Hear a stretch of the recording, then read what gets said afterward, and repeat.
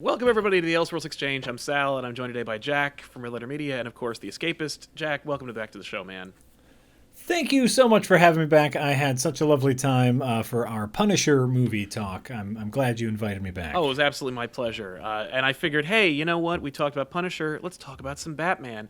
All your fault, by the way, because I don't know what possessed me. I think it was my wife was Twitch streaming, and I was left with like 3 hours to do nothing. And I just have all this money that I don't know what to do with. So I have a DC Universe subscription, and that's my job. I'm like, that's a business expense. Is this research? It's all research. Yep. And so I had watched both shows that I watch on that thing, and so I'm like, what else is there? And I'm like, ooh, Batman. let's get into Batman. So I watched all of Burton's Batman. Yep. And I'm like, and I had a ball, and then I still had 2 more hours, so I guess I'll watch Batman Returns. Yeah, and for us, we at the start of the self-quarantine here in Wisconsin, I've kids, and so the wife and I decided, what would be a great way to kill time is every night we'll make our way through the Marvel Cinematic Universe. So we have a movie to watch every single night. Well, some of the kids haven't seen all of them. Yeah. And, of course, that only lasted 23 days. What am I going to do with the rest of the 60 days I have in here? Then we had to fill the time, and so we are currently going through all of the original Batman movies, including Adam West's Batman movie. I was going to say, are you going to do them all? Like, did you do the Burt Ward Adam West movie? Which they didn't quite get, but they just thought was weird enough to be funny. But, then we get to Burton, and we've watched the Burton ones, and we just got done with the Schumacher ones. Yes. And now we're about to move on to Batman Begins. So they are going on a journey. Yeah, that's gotta. I envy them so much, because our journey to get to Begins is like, well, just wait 6 years between each movie, and each time you think it's going to be at least as good as the last one, and then it's just I don't know about you, but it's diminishing returns until it keeps going. It's so crazy. So far, even thinking about Begins, I think every Batman movie has been a reaction to something. Completely. Like nothing. I don't think any Batman movie exists because of like a singular vision. I think Batman Begins is a reaction to the Schumacher totally. Batmans. I think the Schumacher Batmans are a reaction to the Burton Batmans, and the Burton Batmans are a reaction to the Superman movies. Yes. Or I suppose even the West Batman, the Adam West Batman. Like, there has been no genuine Batman yet. No, and I think I have a theory about that. And okay, I'm going to start it with a little story. I try to weasel this into every podcast I get on. One time, and it's like what I say it because it'll never happen again. One time, I bullshitted my way into being invited by Warner Brothers to go to Burbank and be part of their Batman Day celebration, which turned out to be a timeshare pitch meeting to YouTubers to sell DC Universe the app. So, by the way, free hotel, free airfare, no complaint. To pitch me an app that I was gonna buy anyway, just by the nature of my job, can do it. But I'm seeing every level of Warner Brothers' involvement with Batman and the franchise. And by the way, of course, it was through Warner Brothers, so how did they wine and dine us? They had a tent full of YouTubers, which I was like, I need to get out of this tent. But we're in this tent, and it's filled with every single Batmobile from every movie except for the Adam West movie. Oh. I know. But every other Batmobile, plus the Joker Lamborghini from Suicide Squad. That DC favorite. I know, that old Suicide chestnut. Squad. And I asked one of the handlers, I go, so what's in here? And he goes, it's a Chevy. Like, it's just a Lambo body on top of a Chevy. And I'm like, Yeah. and he said it like he was really ashamed. And I'm like, of course it is. You're not gonna cart this $800,000 car into this tent. But it was cool to see all the. But anyway, the point being, seeing the executives and their understanding, they only measure Batman as a character by the last Batman movie. Mm-hmm. Like, I don't think that there's a single fan of Batman at the level at Warner Brothers to make any executive decision at all. Like, the idea of the Waynes, where they come from, using any character that isn't a colorful one from someone else's book. Like, it's just... And it's just like, we happen to own this thing. And I don't care that there's like 80 years worth of history attached to it. I only measure it based on the last movie we made, like from their perspective. Like, the fact there's comics is incidental in their eyes. that might help sell the movie. Yeah, okay. That's all right. literally it. Like, if you were to tell them, like, why don't you adapt it off of this book or this book? They're like, why would I do that? I have these writers who write scripts for me. Like, they're not going to base it off something. First of all, I might have to pay, like, for adaptation rights. Secondly, why would I do that? That's derivative. I'll just have them make up a whole new Batman story. Or even more insulting is, we'll take all of the iconic imagery that people know without any of the story elements that justify the iconic imagery. Who doesn't love a contextless Batman? Right. Thanks so much, Batman v Superman. I think, and what's funny is I am not the world's biggest Batman v Superman fan. I'm not the world's biggest Justice League fan. But I'm also not exactly the world's biggest Batman movie fan.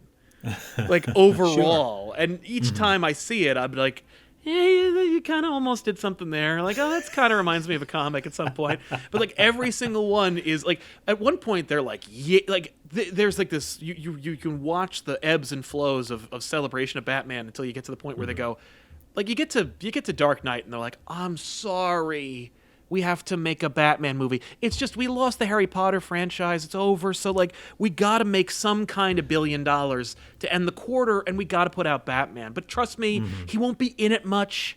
He won't say a lot. He won't look really like Batman. Like, well, and I'll say, like, to me, thinking back on all the Batman movies and now rewatching them, I think they have nailed it exactly once, and that is with The Dark Knight. Totally. My personal feelings, of course, but because Batman isn't in it that much, and yeah, and that's okay. Like, I did a humorous video a while back where I took a episode of Batman the Animated Series, and I thought it'd be really funny to overdub Kevin Conroy's fantastic Batman voice with my impression of Christian Bale's, laser. Oh my God, I have not seen so this. And it's a really dumb idea, but I was like, I'll take the full episode and just, redub all of Batman. Won't that be funny? And what I found was Batman doesn't say a lot. Right. Yeah, that's true. Well, in the show, they completely get it. Yes, the show gets Batman. He is a figure. He doesn't need to exposit. No, he does not get a monologue. if the monologue has anything to do with his parents or justice, but yeah, he has a quip, a line. Bruce Wayne has more lines than Batman does. Yes, absolutely. And so going through the movies is very interesting, especially watching it with my children, because you get to kind of watch it through a child's eyes. Well, and that's who they're made it for. Like, up until it begins, like, that's the demographic. So I can imagine how, like, kind of sociologically amazing it must be to be like, how do they interpret, like, is it working? Is what they've engineered for them? Do they go, man, I love that rubber ducky that Danny DeVito's in. I want a Happy Meal of that. Like, do they need these things? Or is it just kind of like, I don't get this. I wasn't born in the 80s. I have no idea. No, well, and they didn't understand so much of it. Obviously, like, a lot of it is, like, very, very dated. Right. As far as, like, technology or things of that nature, but they didn't just the visual language. It is shocking how bad the Burton Batman movies are. Yes. Like, if you peel away the Burton veneer, Right. it is a structurally bad movie. Who's the main character of that movie? Yes, that is, and that's kind of at the heart of what we're talking about here, because we are kind of like isolating the Burton Batman movies, but we could talk about all of Batman. But those movies, you know what? I don't want to even get in your way. Keep going, because yes, if you made that movie, if like Michael Mann made those two Batman movies, who gives a shit? Well, he would do a better job. His movies are awesome. But those scripts, but with those scripts and that cast, he'd be like, I don't know what the hell these people are doing. It would just, because every frame of Batman, at least Batman 1, 89, looks amazing. There's some Twitter account that does that, where they're just like, hey, look at this shot from Batman. And you're like, that's so good looking. It's so amazing looking. And then you put them all together into a film. And it's just that's not really a cohesive story. Well, aesthetic goes so far. Yes. Obviously, Tim Burton is known for being Tim Burton for a reason, and his world is very interesting. The way he tells the story of the characters is very interesting. But like you said, who's the main character of the movie? I would probably argue that Vicky Vale is the main character, because it's kind of the world through her perspective. Totally. The problem is Vicky Vale, you can remove her entirely from the movie and it changes nothing. She affects the story in zero ways. She affects the characters in zero ways. Yeah, the only thing you need is you need an excuse for Joker to go to the museum. But even still, he could just go there to attack the art. You still don't need her. Yeah. Right, you still don't need her. Yeah, some could argue that you might need her as the impetus to have Joker and Bruce Wayne meet, so Bruce Wayne can figure out that it was Joker who killed his parents. Yep. Which, by the way, that opens up a whole nother can of worms as far as why is Batman doing this, to fight the nameless criminal and crime in general. No, he's to fight one person. Oh, it's just that guy, and I killed him, so I'm done. I'm done being Batman now. But that's separate. That's separate from the structure. That's as a Batman fan. Yeah. Oh boy. But again, they could meet for any number of reasons. Her character is not necessary, and how trite, how insulting of the movie that the only reason they meet is because they're both into the same girl. Oh, yes. Although they do have one more meeting, but even then, it's not even a meet. It's that scene where Joker, for no reason, dresses like a mime, and then shows up at the City Hall shooting scene. And that's when he gets the idea. But it's only when when Joker says his catchphrase, which I guarantee you there is a shocking amount of people who have it tattooed on them somewhere. Ooh, and it's just as the veneer of depth. But it's Joker would never, any Joker, pick any Joker from any era. None of them would say that. Okay, so I will defend Jack Nicholson as the Joker. I think it's a very interesting take on the Joker. It's not as Jokery as I would like, but even that scene, right? He says this line that sounds like it should mean something. You ever dance with the devil in the pale moonlight? Right. And then Bruce Wayne kind of gives him a what look, and he goes, yeah, I don't know what it means either. I love that. That's funny. That's actually Joker. That's pretty solid. I don't know. I just like saying Jokery. Right. It's the problem is there's not necessarily a reason for him to be doing any of the things that the Joker is doing. No, he's a psycho hitman who, when he becomes the Joker, suddenly remembers that in his psych profile it says that he's an artist. Because they talk about this whole thing when Alfred procures this psych profile on Jack Napier and gives it to Batman, who wears glasses for some reason. That's fine. He's farsighted. What's happening here? I don't know. Anyway, he reads the psych profile and he's like, oh, he he's a chemist. He like these are, and it's like those are things that were in a like Secret Origins issue, like things you didn't know about the Joker. He's a chemist. That's how he makes the Joker toxins. He's an artist. He perceives himself as like a homicidal artist kind of thing. And they went, oh, that's good. Since there's not much there to the Jack Napier character, we can use that. We'll put those in there too. And so for no reason, like out of nowhere, they go to this art gala. They destroy it. You know, he's fascinated by Vicky Vale's photography of the dead. I don't know. It's just kind of like it seems kind of tacked on. It's all very surface level. Oh, and by the way, a great thing to have in your children's movie is a photographer who specializes in genocide and war zones. Right. Just show those pictures over and over constantly. Again. That's her identity. Her identity is she goes to war zones and photographs the macabre. Which, by the way, really quick, cool. That's another weird. Oh my God, why did you do that? Reference. They pick Corto Maltese, the like fake island nation from Dark Knight Returns, that is gonna have that is the Cuba Missile Crisis allegory that Superman and the Soviets are fighting. It's just that's just me being like, did you know this? But it's like, why did you pick that? Like, why is that in here? There are so many missing chunks. There's really fun.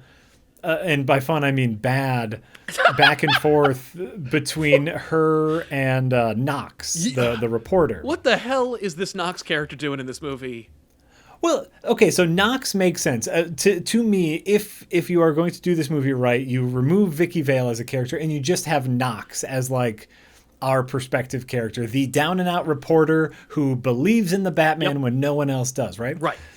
Vicky Vale comes in and she's like, hey, I'm a photographer. I'm interested in working with you on the Batman story. Right. And like later they're hanging out at the paper. It's like a cute like movie about these two up-and-comers, like the Woodward and Bernstein of the Batman universe.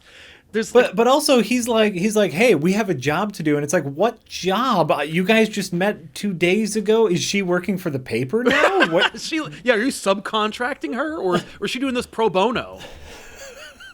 Yeah.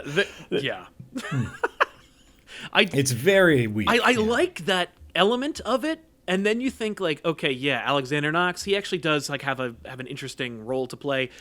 It makes sense when you're watching it for Vicky and he to team up, and then you think, gee whiz, wouldn't it have been more cool if Gordon was the one who believed there was a Batman and nobody believed him? Or keeps a trimmer. This is like the first Batman movie, and so like it's not on the human side of it, not the Batman side. You have Knox trying to convince the commissioner that the Batman exists and is a good guy. Yes. Right? And then you have like the crooked cop who thinks Batman exists but a bad guy, and Gordon is like, hey, I need evidence either way. Yeah. Right? Like then we could have an actual story here. The story that we get is so nonsensical. I'm trying to put it together into a way where I can even elaborate, like like in order, like what is this about? Like, because it's right because it's like they don't care because the marketing is just the Batman logo and then like a big middle finger. As they go to the movie theater, no, just the Batman logo, right? Like that's all you need. Which, like, by the way, doing Batman. That's so great. That that's like the kind of subtlety, and by the way, the subtlety of a giant Batman logo as your poster. But that kind of subtlety hardly. It was just that was the Superman marketing, where they were like Superman logo, and the flying is gonna look good in this movie as the tagline, and then they're like, we're gonna do that. We're gonna ape off of that. Big Batman logo, because arguably most iconic, most recognizable logo in ever anything. Absolutely. Like you could you don't have to worry about translations. It's just that poster will hit every cinema across the world and on the moon, and everyone will understand what the hell this movie's going to be about. Absolutely. No one's done that again. Well, if you remember, and you might be able to find this, they tried to do that with the Captain America movie that ended up going direct to video, where it was just the shield. Yes. By the way, and this is somebody the J.D. Salinger's son-led movie. Yes. That movie, I don't own it, but I should have by the amount of times I rented it as a child. Because I was just like, as a kid, if you're a kid and you grow up reading comics and you're in the like 90s, you don't have movies. Like you don't have TV. Your X-Men is only on once a week. Batman, same deal. So you just go out and you find out like there's a secret Fantastic Four movie that no one's ever seen. I need to have this. You find out they made not one but two Captain America movies. One where he drives a motorcycle. I'm on board. The Punisher movie that came from like not only our own episode but like. I saw the movie as a kid because I'm like, hell yes, WPIX Channel 11 Saturday afternoon movie was The Punisher. I'm in. Friggin' like, but there are so many hidden gems where you're like, oh, I gotta have, and that's all you have. The 70s live action Spider-Man movies. And you're like, I guess this is good.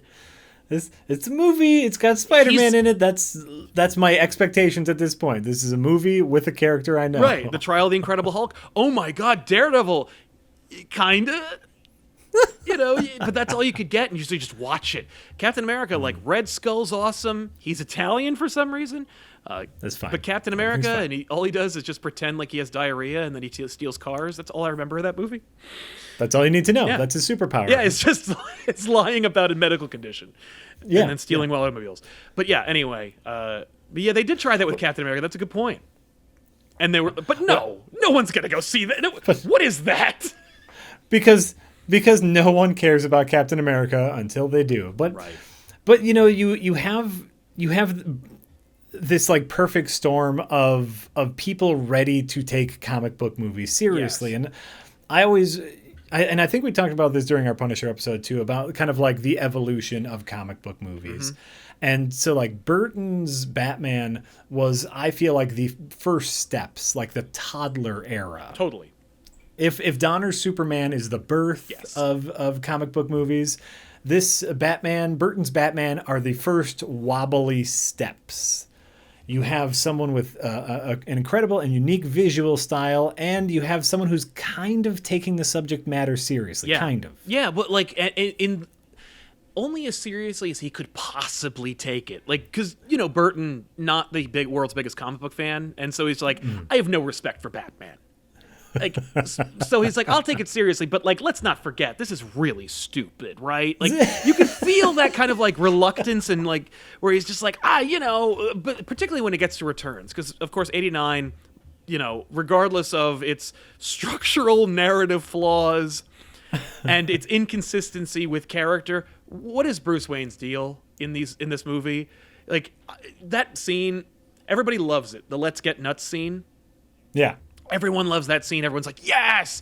That's just Michael Keaton riffing. Like, you could tell that's just Michael Keaton being like, all I do in this movie is sit and like look, or I desperately try to like walk around in this rubber coffin.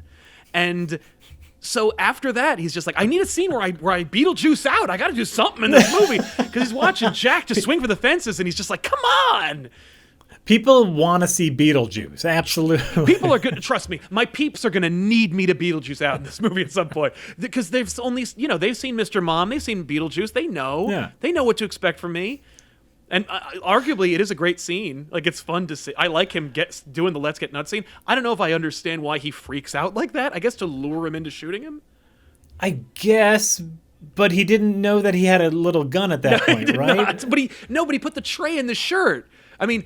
Right. The reality is, the reason why he did that is because the script said he did that. Like, the character doesn't know that he has a gun, but the script says he has a gun, so that's why he puts the thing in his shirt. It's like... But also, if he was shot by, like, a regular-sized gun, it would have gone through that, and that wouldn't have done him any good. No. But again, like, that's a fine scene if you remove it from the context of the movie. Yeah, if you're watching Batman the movie clips on YouTube, like most people have seen this movie probably by this point, then it's awesome. If you watch just the scene where he murders the Joker in cold blood, it's pretty cool. Or the countless people that he just throws off of a balcony. Oh, don't forget about the factory full of henchmen and assumedly factory workers that he just blows up without any warning. Oh yeah, no, like Batman is a bomber now. Like he just Which, by the way, dovetails into one of my favorite shots of the movie, which is him in front of the Batmobile. There's fire behind him. There's a spotlight from the convenient Joker copter, which has never been established, but suddenly exists. And Joker, for some reason, is all about branding. And the branding he uses is the Jose Luis Garcia Lopez, at the time, DC Comics Joker branding. What the hell? But anyway, that shot is... If you Google image search Batman 89, that shot will be there. Yeah. And it's so awesome looking. It is, and again, that's the running theme with, I mean, to be honest, with all four of the 90s Batman movies, is style over substance. Completely. And, people are more forgiving of Burton style than Schumacher's. I don't know. I've said Schumacher forever, but I never met the man. I have no idea. Joel's. Yeah. We're all friends here. Let's call him Joel. We're all friends. And not to get too off subject, but Batman Forever might be my favorite of the early four, just because it's a sleazy soap opera. Oh my god! And they do not hide that fact. They do the crash zooms on big emotional faces. Tons of Dutch angles when we're dealing with crooked characters. It's beautiful. Lighting from nowhere. When who cares? It looks fabulous. Who cares? It's beautiful. Two-Face, every time he shows his ugly side, they shine the same color light as his face. Don't put pink on pink. That's who cares? You're going to wash out the detail, which probably is a good idea. Right. But so this is the thing with Burton's Batman is hit my microphone. This is the thing with Burton's Batman is there's nothing there. Right. Bruce Wayne as a character, I actually think they start with some really good ideas for him. Yeah. He the first time we see Bruce Wayne, he's holding a charity gala to raise money for the parade, I think. Yes, right? I believe so. And so it's yes, I'm a man of the city. I am well off. Everybody loves me. He's a little eccentric, with him in the armor I love section. that That's scene. really fun. It's a good looking scene too. But it's also a fun scene. Where he tricks them into thinking he's somebody else, and then he introduces himself. Mm-hmm. That's a fun scene. I like that scene. Well, and Michael Keaton as Bruce Wayne. Getting back to the point of the Let's Get Nuts scene, as Bruce Wayne before the Let's Get Nuts scene.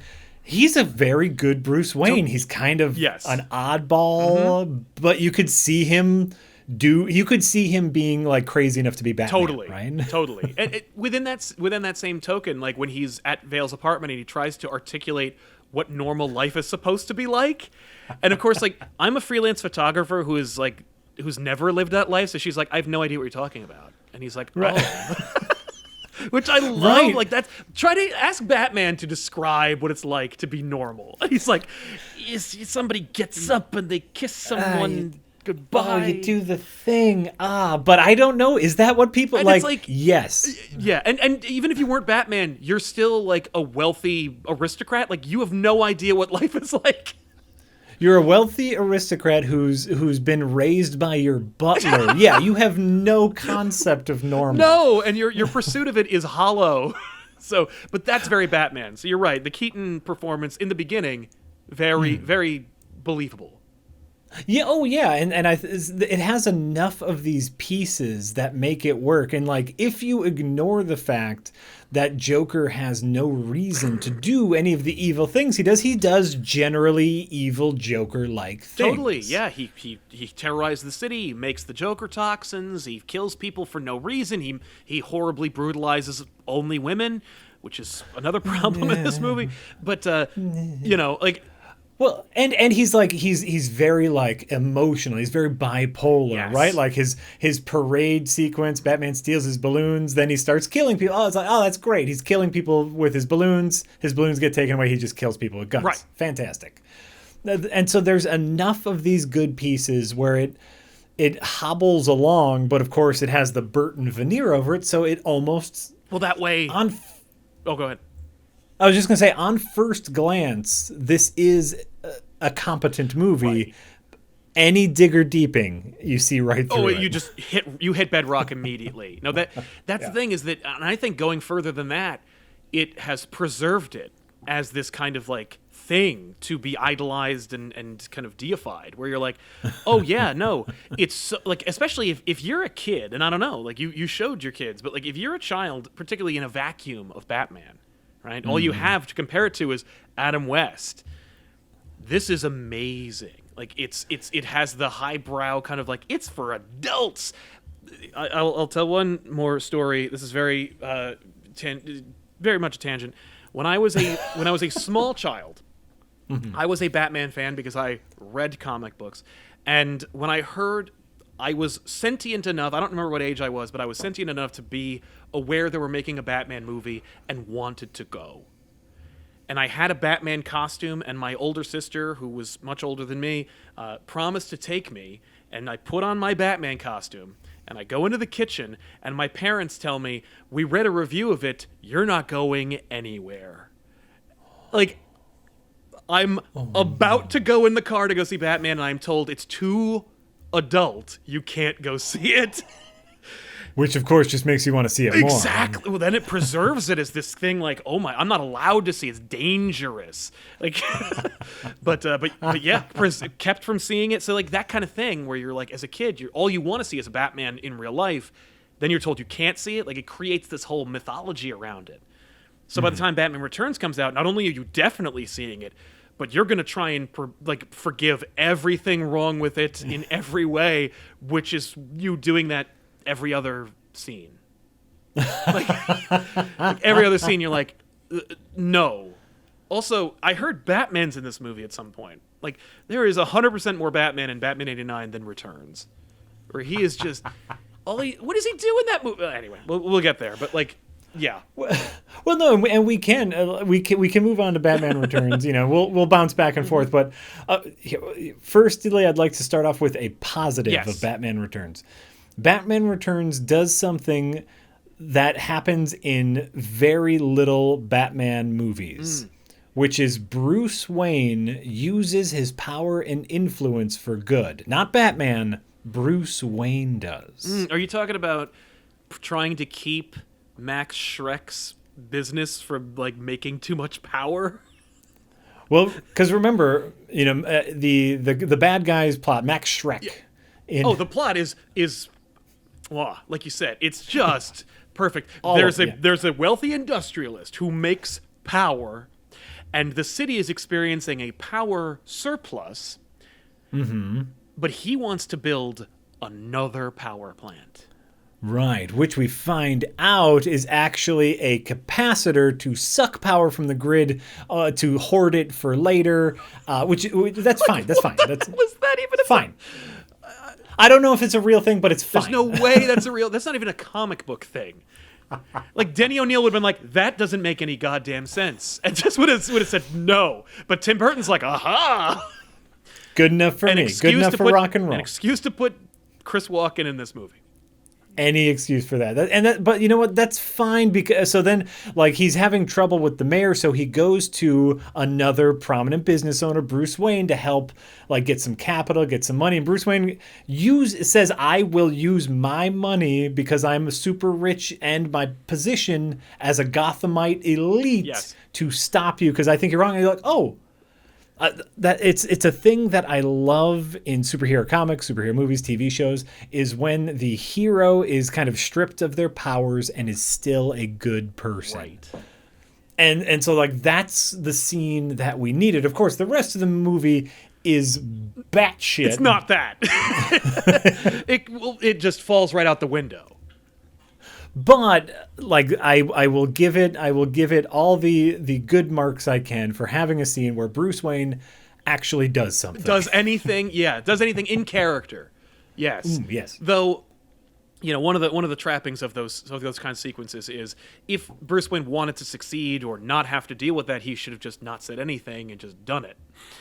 Because then it catches the villain wise to your plan. You know, you could buddy up to... Because in the comics, you see that all the time. Bruce Wayne's like, I got to go to this gala and buddy up to some jackass so that he trusts me enough to let me into his inner circle so that I can set off a little like bomb in his plans and completely disrupt it, or like take over his company or whatever. But with this Bruce Wayne, it's like, I'm gonna stop you. I'm gonna call everyone I can just as soon as I I have nothing on my person to indicate that you and I have met personally here today. So I'm just gonna turn my back on you and then walk out this door. Like, I dare you to try and assassinate me. It's just kind of like one of those weird situations where it's like, I know you needed a scene where a character telegraphs what they believe, but realistically speaking, like.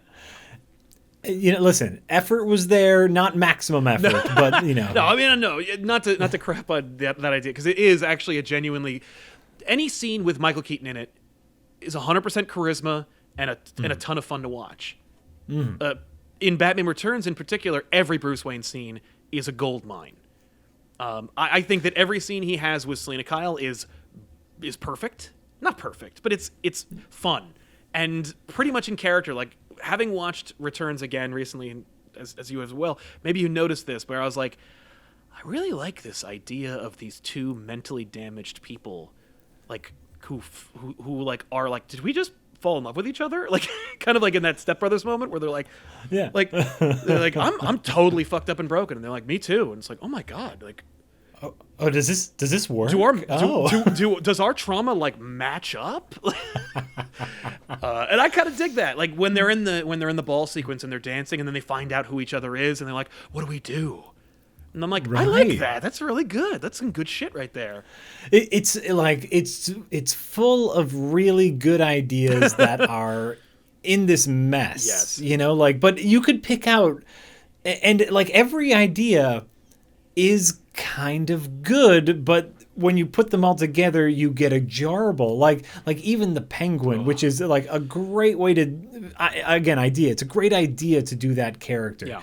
Wealthy parents, cast aside at a young age, so he has this like air of grandiosity, even though he's been raised in a sewer. Oh, perfect. Yeah. Right. Easy peasy. He has a maniacal plan to, steal and kill all the children. It gets sidetracked by, his own ego. Right. Great. Love it. But but you also have Tim Burton just showing his kinks right in front of everyone. Oh my god, yes. And, watching it with kids and them just going, why is he doing that? Your poor children. I'm so sorry, because you just have to, have a conversation with them.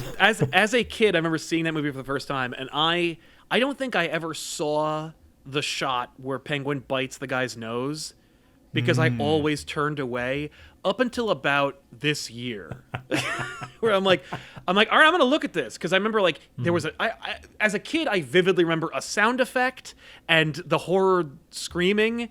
And like how close he got, where I'm like, they definitely showed that. I do not want to see that. And and then I see it again. I'm like, oh, okay, it wasn't that bad.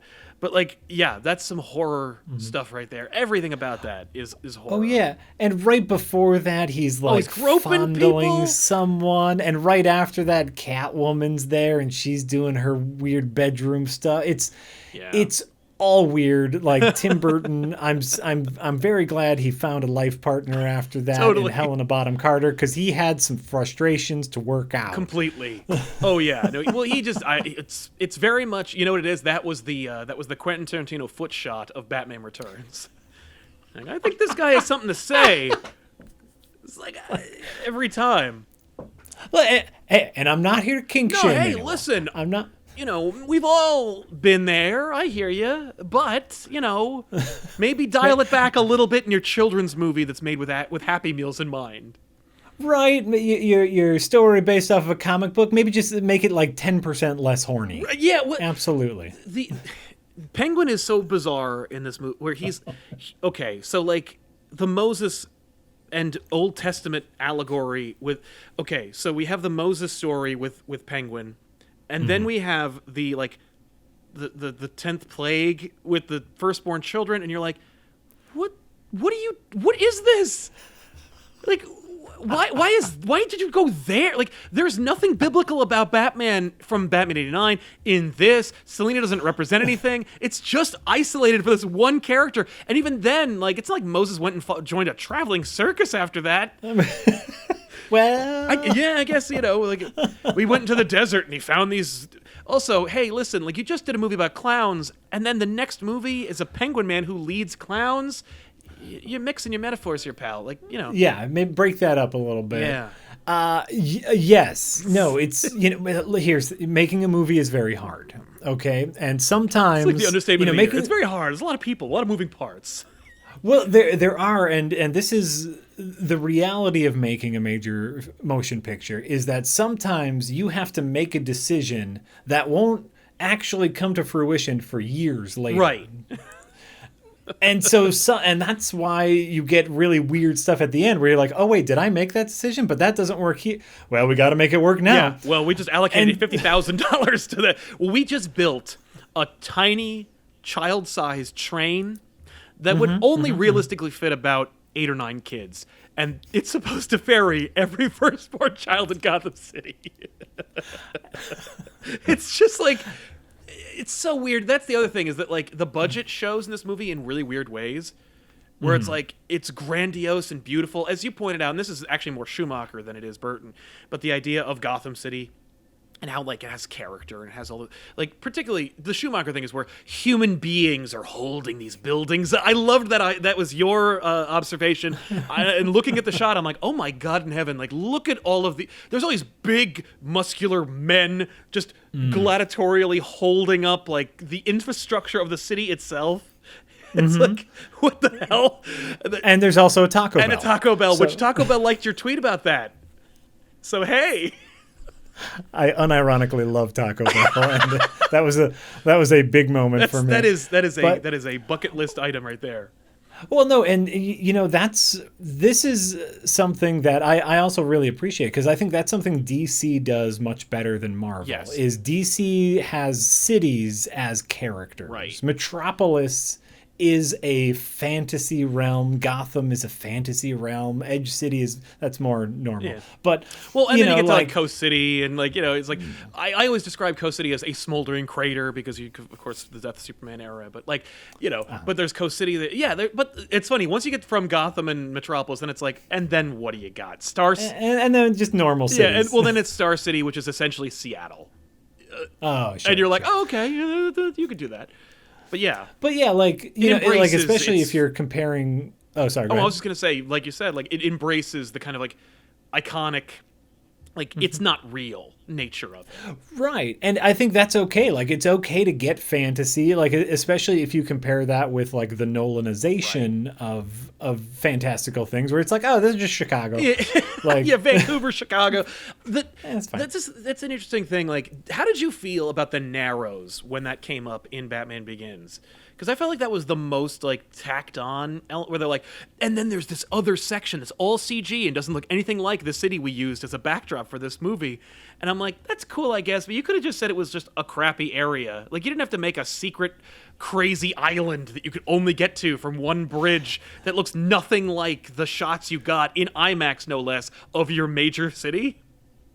That's the thing. It almost feels like they have never lived in a city before, because it's like, that's not how cities work. Yeah, we don't just make an island for the poor and build like a flimsy bridge to get to it so they can take up our garbage and clean our bathrooms. Like, that's not how that works at all.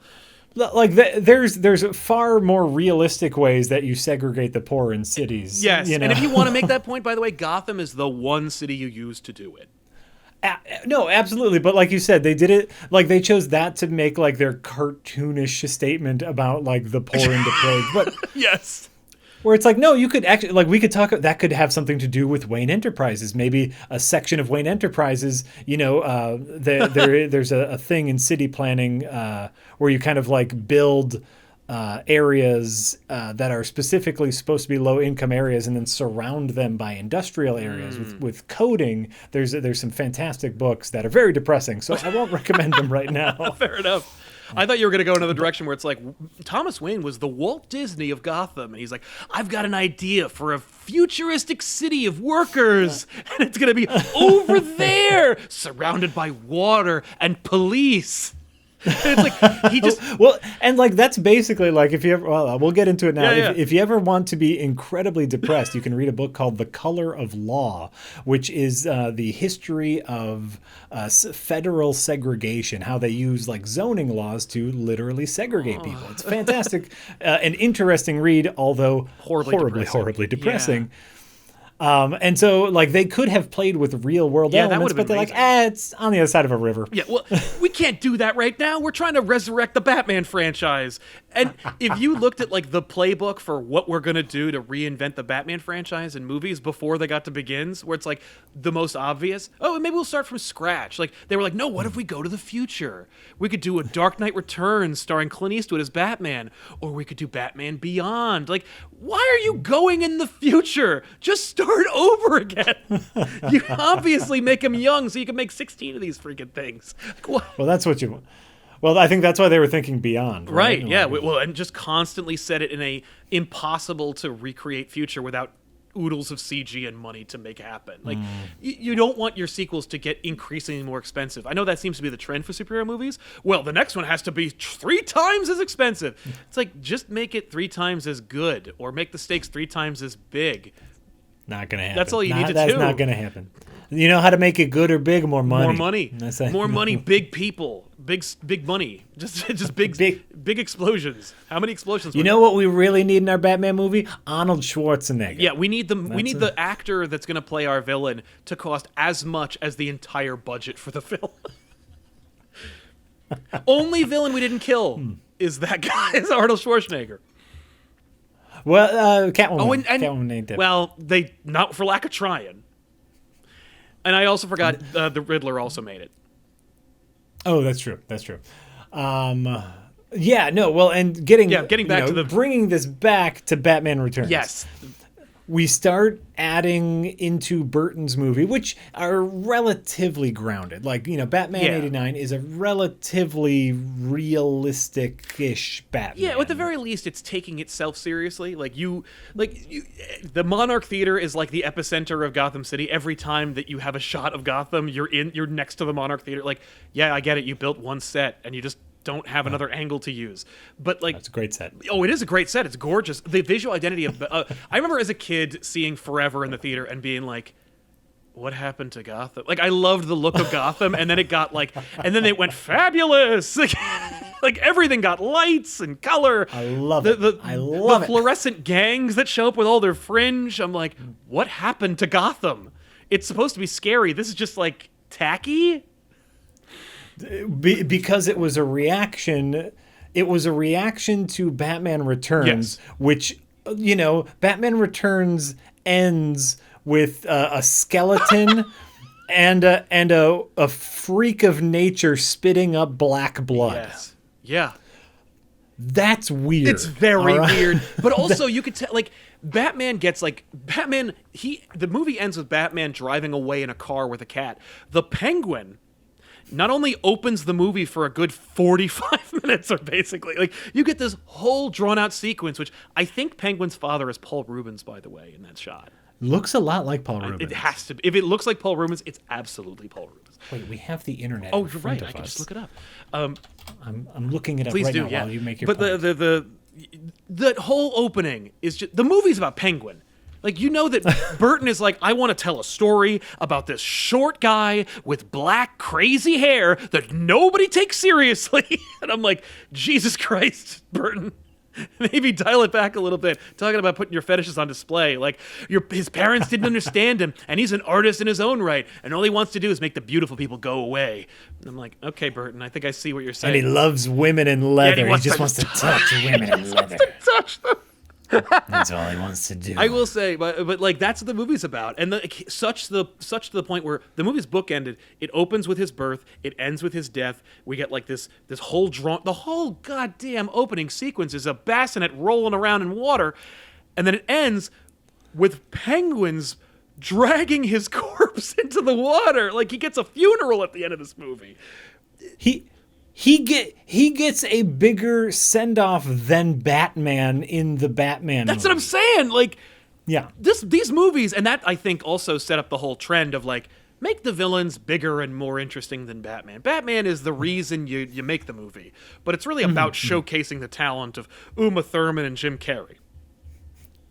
And to be honest, I think that's very fair. I think Batman in and of himself is a simple character. Totally, yeah, one-dimensional, but fun to watch, and I like that character. Like, well, and his norm can play off, like, you know, if he is like the darkness and the detective, he should have interesting villains that he can be the norm for. So that makes a lot of sense.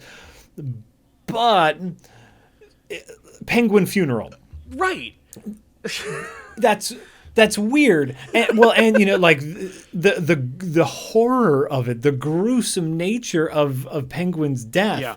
And so then, like, you get to the Shoemaker ones, and so they're just like, audiences did not like the Penguin. Let's now just crank this back to kind of comedy campy. Yeah, totally. Well, not only did the audience not like it, but McDonald's didn't like it. Like, we can't sell that. What am I going to do? These children, they're going to get their Happy Meals, and oh, look, it's Penguin. Squeeze his tummy, and he spits up black offal right out of his schnoz. Like, there's no way. Here's how you know that it didn't work. Again, huge nerd. If you bought toys back then, they had a Batman action figure line by, I think, Kenner back then. And for a while, because of the movies, like, the Batmans all looked like Michael Keaton. And like they had a Jack Nicholson Joker action figure that I coveted as a child, and it was great. But like, and you got a Catwoman figure, Selena, nothing like Michelle Pfeiffer, but it's a black figure with ears. You're good. And the Penguin figure is just the Kenner Superpowers Penguin figure. Like, they didn't even make a Danny DeVito Penguin figure. They just recolored the 1980s, 70s Penguin with a monocle and a hat, and he's like very front heavy. Like, it's just he's wearing a tuxedo. Like, it's he looks like the art that they're using in the mayoral campaign. Which, by the way, like, if you're making this movie and you're like reminding people about the comics, don't have visual identity like that says this is the Penguin you could have had. Instead, it's this little short monster. You know, and this is no fault of Danny DeVito, who is giving 110%. Oscar-worthy performance. It's just weird to have in your family action movie. It's all, you know, there's a balance. You know, they're getting those dailies and they're like, oh my God in heaven.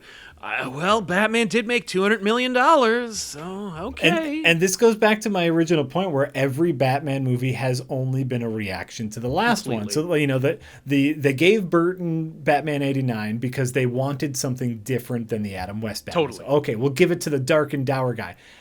89 made tons of cash. Yep. Okay, guess what? We're going to react to that. Burton, whatever you want. It's carte blanche. Because that's how we're going to make... Oh, Jesus Christ. You can't just let Burton do what he wants. You need to tell him, like, here's... Yeah, no. Because what he wants is to see sexy ladies in black leather put birds in their mouths. Like... Rub their body and be weird and have horrible goop monsters. Yep. And everything, and like the rubber ducky vehicle that he drives around, which I was sorely disappointed was not at that Batman party that I went to in California. By the way, I literally turned to one of the people and I go, "This is amazing! I can't believe the amount of, like, because they had the bullet car from Batman Returns." Oh yeah. By the way, every car could be driven. The bullet had to be dragged. Well, I go, does it work? They're like, oh no, it's on ropes. They just pulled it, and I'm like, oh, that's cool. but no rubber ducky. I go, no rubber ducky. They're like, we have it, but like it was a bitch. Like, look, we got the Justice League Batmobile. Okay, come on. I'm like, I'm sorry. It's just, you know, I think you could have the rubber ducky. I wanted to stand on it. He goes, well, you can't touch him. Like. Oh yeah. Oh, we got to the they had the bat signal from Justice League, which, you know, too bad, but also hey. And I got a picture in front of it, and then two other YouTubers were like, "I'm gonna touch it," and then like before I knew it, there was a rope in front of it. And I'm like, "See, you ruined it. Now you put don't touch it. Don't touch. Come on." Anyway, but yeah, no. If you let Burton do what Burton wants, it's fine. if it's not an established franchise that you're trying to sell to children. Like, kids didn't go see Big Fish, but like that's not for them, so it's okay. No, Beetlejuice, that's a wonderful, weird movie. Kids can enjoy it, a little more of a grown-up themes, but that's all fine. I'd say that's more subtle than Batman Returns. Yes. Like the sexual overtones, Beetlejuice wants to marry Lydia. And you're like, and if you're a kid, you're like, yeah, that's what happens when boys like girls, they get married. But if you're watching Batman Returns, it's like penguins want to bang young interns. In a real and overt way. in a very Me Too kind of way. Yeah. Oh, right. In a let's make everyone uncomfortable kind of way. Yeah. No, it's so weird. It's so messed up. The one thing I have been thinking about as we're watching all of these Batman properties, and we're about to come up on Batman Begins. Yes. And of course, I've seen them all already, of course, because I'm that kind of person. But one of the, I think, really wonderful things that the Burton Batman movies did was how we were talking about earlier. They set it in this like fantasy Gotham, which held a lot of the like old aesthetics. Yes. And I was thinking about that, and my pitch, if I were somehow put in charge of Batman, is to set Batman constantly pre 1940. Right. I think as soon as you add technology to Batman, bad things happen. And it already started to happen. Like Burton, I think he used the same like detective thing twice, which is like video evidence and like jamming signals. Yep. And the signal jammer is essentially the Spaceballs signal jammer. We're just throw jam into a satellite dish. Well, and don't forget Batman Returns, where Batman's big like defeat of the Penguin is to record Penguin in another context and then cut wax. Literally, Alfred's like he's scratching turntables to frame this guy and make him look bad. By the way, whole crew brought tomatoes and rotten vegetables to the mayoral campaign. A little tonal difference, and by the way, how lovely that a political leader could say something controversial and get booted out. It's really it's total fiction. It's a true fantasy. That's the most unrealistic thing about Batman Returns. Also, before we forget, Paul Rubens did play the Penguin's father. Yay! Okay, good. So. I would not have been able to rest easy without knowing that. He's great. Wait a minute. We might have the mom was played by Diane Salinger. Oh no. Who played Simone in Pee-wee's Big Adventure. There you go. So wait a minute, is she another Salinger? Right, is she related to J.D. Salinger as well, which connects us to the Captain America conversation? Because we were just talking about that. I'm taking valuable time away. Yeah, no, this is the show now. It's about figuring out how much of the Salinger family was directly connected to making old bad comic book movies. Right. No. Diane though is the cousin to President John F. Kennedy's press secretary. You had me on a journey there for a second. I'm like, what? Oh, press secretary. God damn it. That's cool. It's cool. Well, no. So, and Pee-wee's Big Adventure, of course, directed by Tim Burton. Yeah. So that's how that's where they came Paul from. Rubens but. Okay, so sorry for that. Which completely unrelated. Here, I'll take that and make it my fault. Apropos of couples that shouldn't be in a movie, and you're like, hey, did you know that was them? Remember the couple in Hook when Tinkerbell takes Peter Pan to Neverland and they fly over London and there's a couple that's making out and some fairy dust hits them and they swirl up. Yeah, that's George Lucas and Carrie Fisher. Aww. Yeah. That's nice. Yeah, right? It's kind of a sweet little thing there. I was like, hey, there you go. You're learning all kinds of things in this episode, none of which is about Batman. Because so much One of the problems when criticizing the Burton Batman films is a lot of the criticism is the same because there is so little substance to the movies. Well, to paraphrase Lex Luthor, it's the one thing they're not making any more of. It is more Batman Burton movies. Like, you can only mine that. And that's the thing. It's so the movies are like aesthetically astounding and also contextually shallow. Like, there's nothing to those movies except for watching them. Like, they're just things that happen in front of you, and you're like I don't know where the hell they got that Catwoman costume idea from, and I love it. I don't know. I just love it. I'm like, it's made out of like stitches that would never exist in reality. Her claws are like are like sewing gadgets. Like, who cares? She can also do kung fu now. It doesn't matter. Just by being bitten and licked by cats in an alley. Fine. She also has 7 lives because that's a cat thing. Totally. It's fine. Everything's fine. Well, and like that's the other part of criticizing it is like a movie is one thing, but it's also many things. Right. And it's made by so many other people. And while we do lob a lot of blame to Burton, he didn't write it. But he's the decision maker, and where it's like we've said to make sure we're not nothing but negative. Right. No, you're right. Like, amazing performances. Oh yes, Michelle Pfeiffer, so good. So good as both Selena Kyle and Catwoman. Yep. Like she's able to do what Christian Bale isn't able to do, which is be 2 characters. I feel like he almost does it. Christian Bale is so close to doing it, when he's just like, that scene, that monologue, I just want to thank everybody for coming to my house and drinking my booze. You sycophantic phonies. It's so fun. No, I mean I think he's a great Bruce Wayne. Yeah. I just don't think Batman? Yes, no, he's not Batman. His Batman doesn't have a character. It's a guy in a mask. No, Conroy for days. Like, there's where he actually creates 2 voices. That one of them isn't just hurting himself. It's that fucking man. I gotta tell you, those voices. Like, it's the Bale voice and the Bane voice have forever irreparably defined those characters. No one will not go, what's my Batman voice now? Is it good? Like, and with Bane, it's never going to be it's never going to be a hilarious joke. Like, Bane has gone from, they didn't think it was funny when they were making that movie. They were like, he's scary. He's going to blow up the city. Oh, yeah, it's going to blow up. And you're like, that's fucking amazing.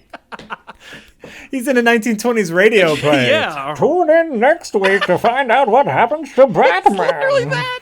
It's just great. Have you watched any of that Harley Quinn cartoon? The cartoon, no. It's like Venture Brothers, but less deep. And but Bane is in it, and it's just someone doing a horrible Bane impression. He's like, I'm gonna blow up this bar mitzvah. Like, it's just so funny. And but each time they use him, it's so funny. But it's just, he's not a character. They're just like, Bane, you suck. We screwed up. Okay, we get it. He's dumb. Yep. I mean, yeah. Well, still better than the Bane in Batman and Robin, which is just a goon with a gimmick. I didn't see Batman and Robin ever. I've never seen it. I've seen scenes from it. Like, I've watched every Mr. Freeze scene. But sure, I couldn't. Like, after seeing because I get what you say when you talk about how, like, Forever might be one of the best ones. Like, you have an enjoyment of Forever. I love sleazy soap operas, though, so it's like that's just a me thing. And like, it's B filmmaker all over it. Totally. Like I said, the amount of crash zooms in Batman Forever. Yep. When these characters are talking about love and relationships, and you'll never understand me, and then they like look away dramatic. It's so beautiful. Oh yeah. Oh no. And Nicole Kidman, she is a total smoke show in that movie. And her name, Dr. Chase Meridian. Did you forget you weren't making a James Bond movie? No, but it was great. Like, that was like they were going for something there. But then you get to Batman and Robin, and it's just a commercial. Like, everyone's phoning it in. No one's happy to be there. Yeah.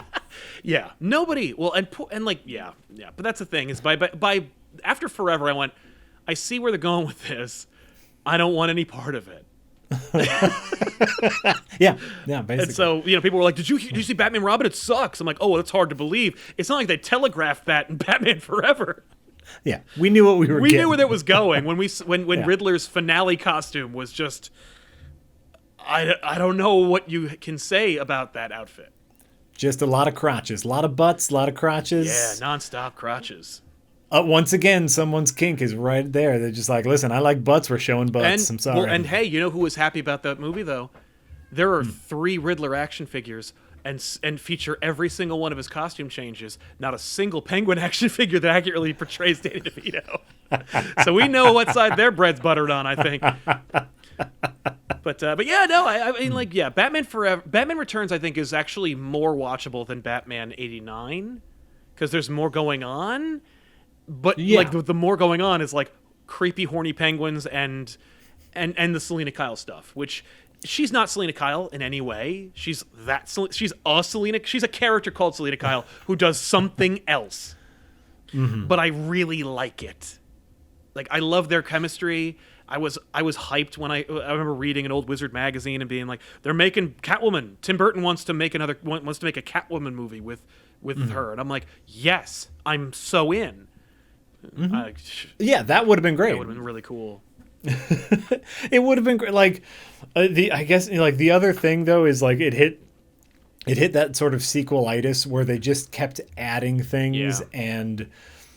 Again, like each individual part, like Max Schreck trying to build his crazy contraption, like that could be a plot. It could easily. The Penguin trying to steal children, that could be a plot. Catwoman trying to like be she's like a domestic terrorist. Female dark version of Batman. Yeah. Oh god, that scene where she like swoops in, saves the girl, and then like gives her a real hard time about it. That is a movie. Like, you got me there. Yes, the problem is, like, they all exist in the same movie. There's all 12 of these movies going separate on. plots are just crunched together, and so it's like, just pick a lane, man. Right? Just pick a lane. But if they did, I think it wouldn't be nearly as celebrated or remembered, and it wouldn't be as interesting to watch because you're just every time you're watching it, you're like, oh, we're just moving. Oh, we're going on over here, like. Well, and you also have to wonder how much of that was coming down from WB, who, like, let's be honest, these movies exist to sell toys. Right. They make more money in merchandising than they do at the box office, and that's fine. Right. And so what if Burton did want to do a simpler, like, just a Penguin story? Like, oh, it's just Batman versus the Penguin, we can make it real simple. Yep. And they go, well, what if we can get, more another character in there? Oh, we could sell another thing. Yeah. The only thing that actually blows my mind about it is that apparently Robin was supposed to show up. I think they thought about him in 89. They almost got him in Returns, and then by 3 they got Robin. But I'm like, there's not a lot of room in those movies, but like, you could probably have shoehorned Robin in there, and people be like, you probably could have cut Robin out of this movie. Like, it would have been too much, but at the same time, at that point, that would have been the concession, actually, now that I think about it. Because, like, McDonald's and Warner Bros. Like, this creepy penguin, we can't sell lecherous penguin to these children. And Catwoman's like, scary? Can you put Robin in this? And Burton's like, yes, I can. Marlon Wayans as Robin. How about that? And you're like, by the way, if you ever want to see what that looks like, get the Batman Returns connected Robin action figure, which it's just the mold for Marlon Wayans as Robin, and they painted him as a white guy. Like, it's just an African American character with a flat top and everything. Like, he looks like it's like Kid and Play as Robin. By the way, one of my favorite Robin figures of all time. It's comic accurate suit, cloth cape. It's all great, but like, you could tell, like, marketing wise, they're like, yeah, Robin, we're getting ready. Those kids are gonna buy this shit. And they're like, now we're gonna cut out Robin. We're gonna add a scene where Penguin grabs another woman, and just as a reaction to your involvement. Like, I don't know. It just feels like, that one was just unabashed Burton, and McDonald's, Warner Brothers going like, you have to stop him. Well, I think it was corporate input filtered through Burton, where they're like, we need more characters to sell, and Burton's like, no problem. Here's Catwoman. Here's the Ice Princess. She'll say nothing and die. You need more characters to sell? How about Max Schreck? Famous Batman villain Max Schreck. Who is, like, I don't think ever appeared in a comic book ever. And because it's Chris Walken, he's very iconic. He's very distinct. He has a son in this movie. He plays a crucial role. I want the actor to just do a bad Chris Walken impression. Because you're his son, you see. You sound just like him. It's glaring. Love it. As far as terrible decisions go, that's right up there. Totally. Like, Dad, what are we going to do, Dad? I remember I didn't notice it as a kid. As an adult, I'm watching. I'm like, oh my god, that's like a joke you do, and then you go, obviously we're not gonna do that. Like that's an SNL skit. Like I'm David Walken. Hey, that's that Jim Carrey sketch where it's like every Jim Carrey character shows up. That's literally that. Yeah, like the Chris Walken family reunion. Dad. Yeah. That's awful. Oh my god. Right. Well, and I guess, like to make sure once again that I'm not incredibly Ragging negative on this movie. No. Because like I do think in general they are bad movies, but they were also, like I said, they were the baby steps. They were a stepping stone. You needed them. You can't jump. You can't just go from Superman to Captain America Winter Soldier. Like you need at least 30 steps in between. Right. And so we learned a lot of lessons from Batman. Yeah. Well, one most important lesson is costume design. Yes. I really think like what the first Batman movie where he could move his neck was The Dark Knight. Yeah, right? was the second, essentially third reboot of Batman. No, and yeah. And so it's like these are all lessons we've learned where it's like, okay, we like some of the dark aspects of this. It got a little weird, but maybe a little more realistic. Let's see what we can do with. I think we've taken all these steps, and so as a student of superhero movies, because I've seen them all and I love them all for very different reasons. It's so interesting to retrace our steps and find how we've gotten to where I think is a really good place. I think we are in a good place. Yeah, we're. I feel like we could go further right now where we are. Like, you don't have. Not every superhero movie is made by James Gunn. Like, you can't always get a Guardians of the Galaxy. I don't like Guardians. You don't like Guardians of the Galaxy, really? I'm the one. Holy shit! What about Guardians of the Galaxy 2? Yeah, no, I don't. It's just the same thing, but twice. But here's the thing. I think James Gunn is an incredibly talented director. Right. And I think his specific vision of Guardians of the Galaxy is perfect. I think there are moments that are perfect. Yes. I like all the actors. I don't like James Gunn's style of humor. Okay. Well, you can't divorce it from that movie or from those movies. Right. And so every time he sets up the exact same joke, because he has one joke, which is set up a serious moment and then undercut it with a joke. Yeah. That's every one of his jokes, and it gets tiresome. Yeah. Also, I think that his movies are filled with payoffs with no setup, and a lot of tell don't show. But again, I think they're fine movies, not my favorites of the MCU. That's fair. I won't turn this into a Guardians talk. And I don't have a dog in that race. I dig those movies, but I'm not like, what have you done? But at least you can argue that they have a distinct style that James Gunn dictates. It's his vision. Yes, it's his vision filtered through the Marvel machine. Exactly. Absolutely. And I feel like they could go further. You talk about those kinds of movies. And you talk about taking a risk. The whole definition of risk does not have the word safe in it, unless it's the antithesis of that word. And so the point of taking risks is to try things and go places. And I feel like if you have all the money and all the audience, why not make a few calculated risks? But everything isn't one.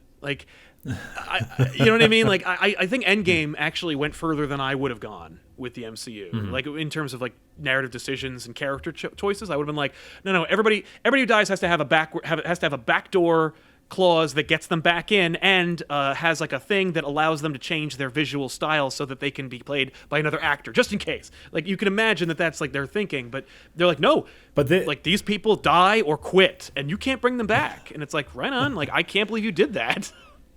Well, but we can only assume, not again, I know this isn't a Marvel thing, but we can only assume that as soon as we get Doctor Strange and the Multiverse of Madness, that's when the back doors will start. We'll start seeing like an alternate Tony Stark. We'll see Exactly. I mean, well, and the other thing is, of course, like after Dr. Dolittle, I think we'll be seeing Iron Man a little sooner than we thought. No, Robert Downey Jr. has so much. Oh, he money doesn't now. He's need fine. it. Yeah, no. Yeah. Well, the funny thing is about crazy rich people is that like the richer they get, the more scared to lose it they become, and the more like just insane they get. Where they're like, I don't know if I can. I'm only sitting on a pile of $1.2 billion. I don't know if I can handle it. And it's like, dude, you're not eating a Fabergé egg every day. Like it's. Well, and I know that, like, in general, someone who, in order to get to a place Robert Downey Jr. has gotten to, he's been an incredibly driven person, yes. And that drive doesn't go away with success because, we all have problems. But, yes. Not to say I'm very successful, just in general, humans have problems.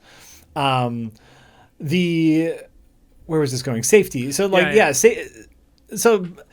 like, to me, Marvel took their big risk, learning all of the lessons from Superman to Batman to all that's in between. Exactly. And there's a whole lot in between. Mm-hmm. And they took their big risk and they hit the jackpot. They hit the Disney jackpot. Completely. Yeah, they hit the jackpot so hard Disney bought them. Like, yes. Yeah. And so, but where are we going to go now? Like, where are we going to go as far as like representation matters, as far as weird storytelling? Like you said, where are we going to go as far as letting filmmakers have a little more free reign? And that's the thing. Like I'm not one of those guys. I remember people being like, why didn't Edgar Wright get to do Ant-Man? I would have loved to see that movie. I don't really care, and I think an Edgar Wright Ant-Man movie wouldn't have been nearly as exciting as people thought it would be. Like, and I'm happy with let Peyton Reed do all the Ant-Man movies. He can do a dozen Ant-Man movies, and I'll watch half of them. But like, don't give Peyton Reed Fantastic Four. Give Fantastic Four to somebody who has something to freaking say. Like Peyton Reed is doing the job, and I have a lot of respect for people who can do the job. And you might have noticed this too. But like, especially, and this is, I'm sorry, I don't want to keep you here and make you talk about Marvel. But like, the MCU like starts out and it's like this incredible like it's a brilliant strategy where it's like, I'm gonna get a filmmaker who can do the job but had like at least 2 recent failures, so they have something to prove and they're dirt cheap. Jon Favreau, Joss Whedon never had a cinematic success until Avengers. Last one was Serenity, which made $1.95, and it was my $1.95, damn it. But Joe Johnson did Captain America. Yeah. Like, again, didn't like good filmmaker, made Rocketeer, but subsequent failures after that. Like, was hungry to tell a story that like where people would let him do it and weren't gonna take it away from him. Like each one was like somebody who didn't have a major success and had something to prove. I love that format. I think that's the way to go. Like the Russo brothers' only success, maybe don't hand them everything. Like give them to somebody who's hungry and desperate again because they have something to say. Yeah, they can do the job. I guess, like, and here's where I turn into a little bit of a corporate apologist. Yeah. Because I think Marvel's system works right now because they have Kevin Feige. Totally. And if you could find the Feige of the DC universe, who for a while was Zack Snyder, yes, who has openly said he hates all the DC characters. Yeah. Or at least has openly said it by telegraphing it in every one of the movies that he produced. No, he's given interviews. I don't like Superman as a character. Right. He has said that publicly. Well, that's nothing more evident than in Man of fucking Steel. Right. But, and so if this is the lessons that we're learning now, which is I personally think that creative people, especially like very creative people, do very well when they have constraints put on them. I completely agree with you. Editorial restraint breeds creativity. Struggle from adversity. You can't just you get Batman Returns if you just go, do your magic. Exactly. And I think this is one of the lessons we're learning is you need someone at the executive producer level who has respect for the source material. Also, they're just so smart at picking their directors and their actors. Like Marvel, obviously, they just have the system down at this point. But you also need someone to say, no, we need a consistent tone for everything. And I'm sorry, Mr. Edgar Wright, we can't make your screwball comedy. It has to have a consistent tone. Right. No, we have our screwball comedy. James Gunn beat you to it. Like, we're doing that over there. You can't do it. Like, you can't have that. They're doing that in space. Yeah, exactly. We can't have Baby Driver with ants. It's not going to work. No one's going to get it. People are going to go see it. They're going to be like, what the hell was that? Plus, Edgar Wright was developing that movie in a vacuum. That movie was made before. They were working on that movie before the MCU was even established. So it's like, no, we're not making your vacuum Ant-Man movie. Like, no one's going to see Ant-Man. No one's going to watch Ant-Man irrespective of the Marvel Universe. Nobody cares about Ant-Man if he's the only superhero of that universe. That's not interesting. I mean, like... Agreed. For me, at least. I mean, because Ant-Man's an Avenger. He's not a solo act, at least as far as I'm concerned. I mean, listen, I'll watch anything with Paul Rudd. That's the thing. That's the brilliance, right? Like, it was like... my morbid curiosity will get me to go see an Ant-Man movie. But Paul Rudd will get me to see Ant-Man and Wasp 3. Well, and like you said, general audiences, and so like I said, to wrap up Batman with MCU is, I feel like the lesson we have really learned here is having someone at a high enough position to actually care about the subject matter. And we might be getting that with the Batman. We know Matt Reeves is a good director. But who at the executive level at Warner Brothers cares enough about Batman to make sure he's beholden to that character? Well, and with the immense critical backlash of the last couple of times we've seen Batman, is this going to be yet another reaction? Oh, yeah. I feel like we're going to get like a Whiplash-esque like snapback to Nolan. I think we're going to see Nolan light. Ugh. Because based on the look of Pattinson's Batman and based off of Matt Reeves's kind of like realistic, straightforward, it's like, it's Planet of the Apes. If it were real, which is impossible, but like, what if it were real? Like that kind of thing. Like, it's more like literal than you'd think. And so, which is why whenever they talk about rebooting Batman, I go, put Clayface as the main villain for the first one. Ooh, I like that. Because immediately the audience will go, oh. If you make the villain Joker, Two-Face, Penguin, a human being who has no powers, who has like influence and money, and that's their control, like, and a costume gimmick, the audience is going to go, well, what are the rules of this universe? You make it Clayface, who has human desires but extraordinary abilities. You tell the audience it's crazy here, but you'll be able to take it seriously. Well, I guess, like, one, I love Clayface as a villain. Right. One of my favorite villains. Two, though, is the idea of a very underpowered hero. Yeah. Because that's all Batman is. He's just a dude who knows karate. Yep. He's the world's greatest detective who knows karate. Yeah. That kind of hero, take away a lot of the gadgets, take away all the super money, technology, and you just have that person fighting a mob boss. Those were some of my favorite Batman the Animated Series episodes, was just Batman using his wits and being a detective. Totally. I kind of would love that. Yeah. Oh, I hear you. That's fair. And I would like to see that at least once. We got it in Batman Begins a little. And from what I've heard, based on what they're seemingly basing it off of, they're like, oh, we might be doing Long Halloween. And I'm like, you basically co-opted Long Halloween for Batman Begins. Like, you can't do it again, can you? And they're like, we're Warner Brothers. We'll do it again and again and again, and you'll like it. Or you won't see it, and then we'll just go make Shazam. Just make Shazam 2. I like Shazam. I'm like, I was like, oh, you got it. You figured it out. And that was the one that made the least money. And I'm like, oh, damn it. Right? Like, listen, Aquaman, goofy fun. Wonder Woman, super fun, except for the Snyder ending. Shazam was great.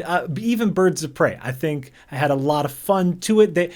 They are getting it, but they're not listening when they get it. This is the thing. They always, it's like Sony, which is Sony will always learn the wrong lesson from their mistakes. That is how Sony operates, and I know it every single time. And every time Sony will they're like, we've got an announcement to make. I'm like, here comes a boneheaded announcement, and they're like, we've named our Spider-Man cinematic universe. It's called Sperm. It's like it's something really just. It's not, but it's like something like that. It's like the Spider-Man cinematic universe. Like, just call it the Spider-Verse. It's the only success you've ever had. What's wrong with you? The only success that you've ever had, and you fought against it tooth and nail. Yeah, like you all against your better. I know you actively employ Avi Arad. You do not make good decisions. But I think Warner Brothers is in a similar boat where it's like, we will learn the wrong lesson from this. Like Shazam, fine, have it your way. We'll make it fun for kids and adults. It didn't make $1 billion. See? And it's like, no, that's not the right lesson. But it made money. I swear. It made enough money. They're like, no. We're going to Tron Legacy this bitch. Just kick it to the curb. Didn't make enough money. Nah. It didn't make enough money. But it didn't make $1 billion. That's what kills me. Venom made $1 billion. And I was like, I was eating my hat all the way. I'm like, no, don't win. But anyway, but Batman Returns, Batman 89, getting back to the whole thing. I stamped on what you were saying before, and I apologize. You were talking about rebooting Batman and setting it in the past because without his gadgets, he might be more interesting.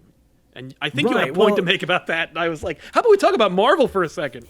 But that's listen. I comic book movies. That's my thing. It's a perfect mixture of action and sci-fi, which are my two favorite genres. So, but no, I think this actually applies to what we were just talking about, and them being reactionary again. Right. Which is my hope is that they want to, instead of being reactionary, they want a clean slate and start fresh. Start with maybe Matt Reeves' Batman is pared down. Maybe he's not going to be a super billionaire computer hacker, everything. Maybe he's just going to be a rich weirdo who's good at detecting stuff and knows karate. I think that's exactly what you're getting. I mean, yeah. I've heard theories that it might be like two eras where it's like he begins and then we like do a jump cut to like 2 years later or something. And that could be nice. I think like, if we're going to model it off of anything, season 1 of the Daredevil TV show on Netflix, like give us a cool looking costume, maybe not like the Batman costume, but just a cool looking ninja costume. And like just keep it simple. That's that's why I would say set it in the past, because then you have to free your, like maybe he doesn't even have a Batmobile. Right. Wouldn't that be crazy? Yeah, like he has to build towards it as opposed to he just opens it. Like in 89 Batman, he just shows up. It's his first outing and he has the Batmobile. Right. And that also just set off a lifelong obsession with every filmmaker in making a Batmobile, because the toys sell better than the movie, right. And Batman's car is how he gets from point A to point B. It should not be a supercar. No, well, if you play the games, the best ones, you don't use a car. Right, or the car pisses you off when you are forced to use it. That's why I didn't mention. I was like, the car makes me the most angry. And I'm like, I hate these missions. Just, I want my grapple hook. I could get across the city in no time without this stupid car. I'd be zipping off of the world. I don't need a traffic light. I Spider-Man Batman completely. What was that? Arkham Knight. That's what it was called. But I suppose like that's the big wrap up is clean slate. Yes. Try not to make it a reaction. Try to find a director who just has a strong vision, and build off of that. Build simply. Don't start. Hopefully, what lessons have we learned? Don't start with Justice League movie. We don't want to start with that. Maybe just make a Batman movie first. Right. How about just make only good, like really good solo adventures for each of these characters, and like exactly. you can put an allusion to each other, but you don't. Sure. They don't need to show up, or hey, post-credit scene, that's fine too. But like exactly. Just it's okay to copy off of your neighbor's homework if your neighbor is doing their homework really well. Yeah, or if your teacher told you it's a group assignment anyway, which is us. We're all like, nobody cares about the difference. Like, Right. There are people who are the general audience who think that Spider-Man and Batman could team up in those movies. And I'm like, they can't even team up in the comic books. You have no idea what's going on. And there are way fewer moving parts in the comic book world than there are in the movie thing. There's no way that's going to happen. So just give them a good movie and trick them into watching more of them. Because, like, the other thing is, and it's the thing that's the most impossible, is that the executives in charge need to relinquish control to one body who is a quality control filter. You need a Feige over there. But they've done that before. Well, yes. With Zack Snyder. Yeah. Well, and that's the problem. So you have to pick the... Well, and the thing is, Snyder's resume is a little different from Feige's resume. You look at, like, Feige's... I see his name on everything. Like, he was on the X-Men movie. He was on the Spider-Man movie. Like, he worked on everything. So, like, he learned... He's just like, okay, you fucked up there. I'm going to not screw that up later. Like, he's just clearly, like, learning from everybody. And you need somebody like that who, like, came up, like a Jeff Johns, like somebody who, like, worked with Donner or worked with other directors and has a vision and has a care for these characters. Like, but the thing is, no one wants to give you, like, Feige, like, earned it and, like, got it from a place where it's like, we're out of money. How about you're in charge of everything? Like, Warner's isn't going to go, we'll just put you in charge of everything. Like, and that's the other amazing thing about Feige, about the MCU in general, is remember, like, Iron Man wasn't a Disney movie. No, it was like an indie movie practically. Like, you're right. And so, unfortunately, Warner Brothers can't do that. No. Because they're already big, and once you're that big, you can't stop, and no one's going to take their toys away from them now that they have them. So it's like the thing that we got with what we know now as the MCU started because there was no mega corporation involved. Disney would never have made that call. No.